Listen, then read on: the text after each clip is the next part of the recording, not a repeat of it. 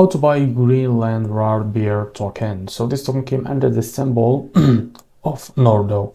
Now before we start, this is not financial advice. I'm not professional or economic expert, so before investing in any project that you find on my channel, please do your own research.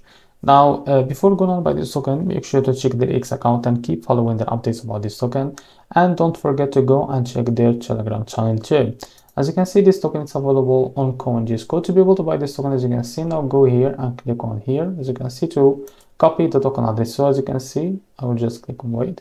So as you can see, this token address is under the Solana network. Now open your fund to wallet for that. As you can see, now log into your account.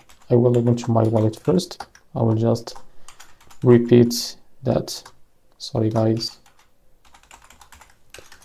So after that, what you need to do, click on swap here and make sure that you have enough Solana on your wallet. Now click here and press the token address. As you can see, this is our token. Click on it, and here you can type how much you want to buy.